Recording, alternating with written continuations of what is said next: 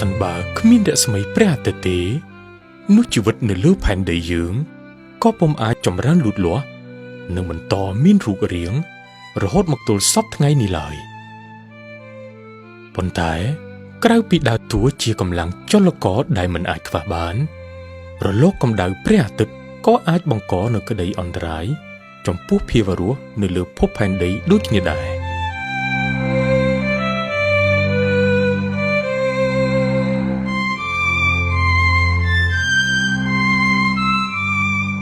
ក្រៅពីពន្លឺព្រះអាទិត្យក៏បញ្ជូនចរន្តខ្យល់បក់ក្នុងល្បឿនរាប់លានគីឡូម៉ែត្រក្នុង1ម៉ោងសម្ដៅមកកាន់ភពផែនដី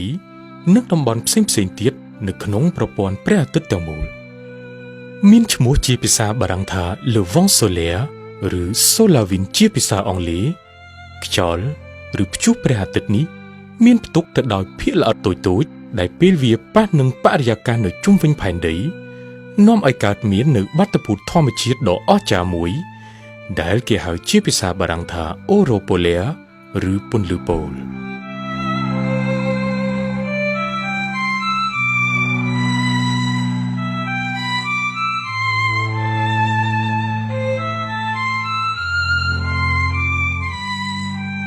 ក៏ប៉ុន្តែ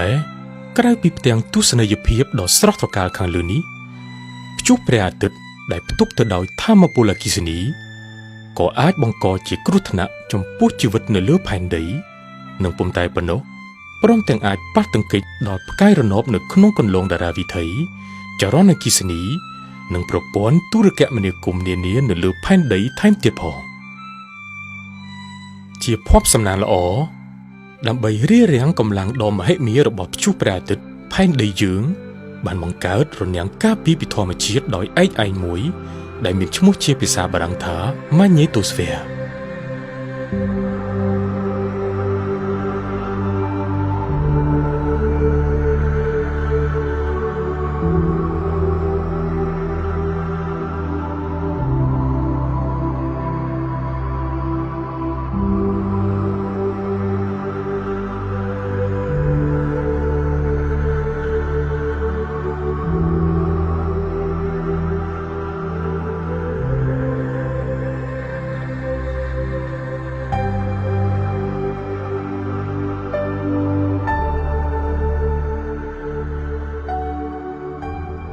កើតចេញពីដំណើរប៉ះទង្គិចគ្នារវាងដែនម៉ាញ៉េទិករបស់ផែនដីនិងព្យុះព្រះអាទិត្យដោយខ្លួនឯងផ្ទាល់ស្រទាប់ខែល Magnetosphere ដែលមានរាងដូចដំណក់ទឹកលាតសន្ធឹងនៅចម្ងាយប្រមាណ 50,000 គីឡូម៉ែត្រពីភពផែនដីនៅត្រង់ផ្ទៃដែលបែរមុខចំព្រះអាទិត្យនិងរហូតដល់រាប់សែនគីឡូម៉ែត្រនៅត្រង់ផ្ទៃម្ខាងទៀតបញ្ច្រាសពីព្រះអាទិត្យ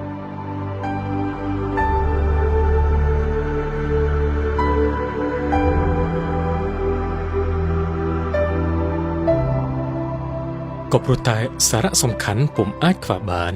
នៃខែល Magnetosphere ដូចបាននិយាយពីខាងលើទើបនៅក្នុងអំឡុងប៉ុន្មានទសវត្សរ៍ចុងក្រោយនេះទីភ្នាក់ងារអវកាសអន្តរជាតិបានផ្ដោតការយកចិត្តទុកដាក់ក្នុងដំណើរសិក្សានិងស្វែងយល់អំពីបាតុភូតជាអាថ៌កំបាំងទាំងឡាយណាដែលកើតចេញពីប្រតិកម្មរវាងព្យុះព្រះអាទិត្យនិងស្រទាប់ការពារ Magnetosphere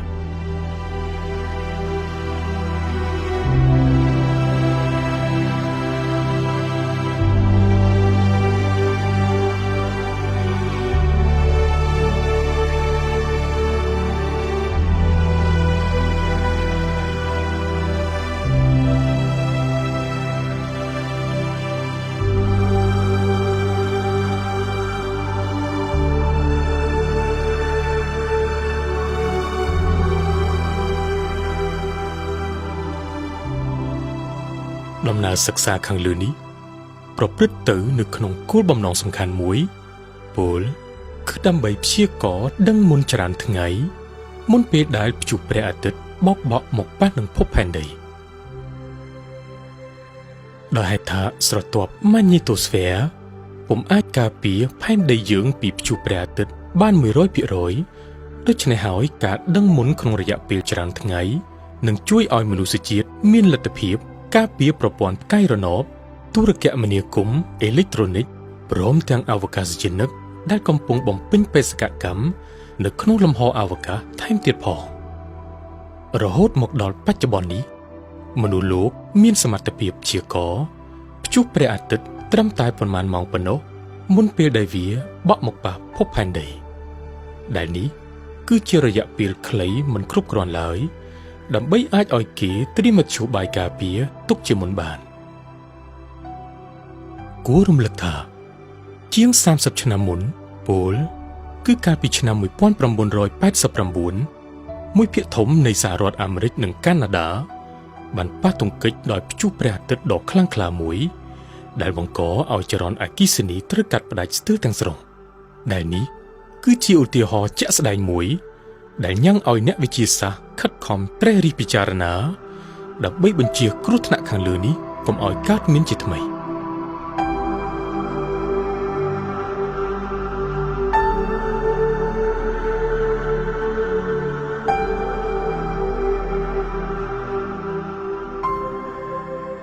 កើតចេញពីកិច្ចសហប្រតិបត្តិការរវាងទីភ្នាក់ងារអវកាសអឺរ៉ុប ESA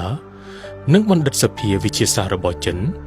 បេសកកម្ម SMILE ដែលមានឈ្មោះពេញជាភាសាអង់គ្លេសថា Solar Wind Magnetosphere Ionosphere Link Explorer គឺជាគម្រោងដ៏ធំសម្បើមមួយពុំធ្លាប់មានពីមុនមកនៅក្នុងបរិបទនៃការសិក្សាស្រាវជ្រាវស្ដីអំពីស្រទាប់ Magnetosphere របស់ភពផែនដីគួររំលឹកឡើងវិញថានៅមុនការប្រកាសបង្កើតគម្រោង SMILE បេសកកម្មអវកាសផ្សេងទៀតទូយ៉ាង MMS របស់ទីភ្នាក់ងារអវកាស NASA ដែលបានចាប់ដំណើរការកាលពីឆ្នាំ2015ក៏កំពុងសិក្សាអំពីអន្តរកម្មនេះដូចគ្នាដែរចំណែកឯ Cluster ដែលជាកិច្ចសហប្រតិបត្តិការរវាងទីភ្នាក់ងារអវកាសអឺរ៉ុបនិង NASA ក៏ជាបេសកកម្មអវកាសមួយផ្សេងទៀតដែលកំពុងតាមដាននិងស្វែងយល់អំពីឥទ្ធិពលព្យុះព្រះអាទិត្យមកលើបរិយាកាសផែនដីតាំងពីជាង25ឆ្នាំកន្លងមកនេះតែយ៉ាងណារាល់បេសកកម្មអវកាសដូចបានរៀបរាប់មកនេះគឺផ្ដោតការយកចិត្តទុកដាក់នៅលើតែមួយផ្នែកប៉ុណ្ណោះនៃទំនាក់ទំនងរវាងព្យុះព្រះអាទិត្យនិងស្រទាប់ Magnetosphere ផ្កាយរណប SMILE នឹងសិក្សាវិភាគយ៉ាងល្អិតល្អន់បំផុតដោយប្រើកាំរស្មី X និង Ultraviolet ជាលើកដំបូងបង្អស់ដើម្បីថតផ្តិតគ្រប់សកម្មភាពនានាដែលកើតមាន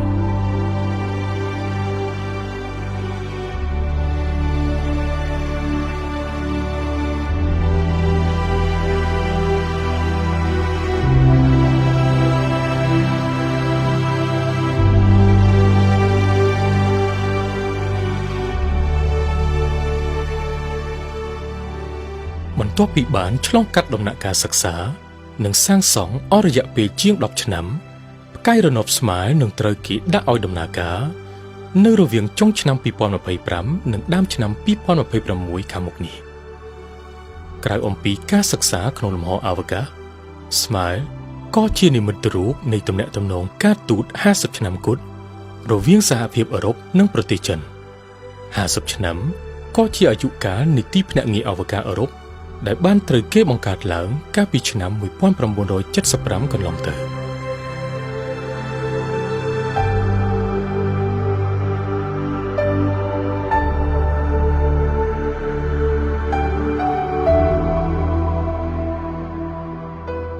លើកពីគម្រោងសិក្សាវិទ្យាសាស្ត្រ SMILE សរឲ្យឃើញថាថ្វីបើពិភពលោកយើងបច្ចុប្បន្ននេះកំពុងជួបវិបត្តិនិងភាពតានតឹងភូមិសាស្ត្រនយោបាយ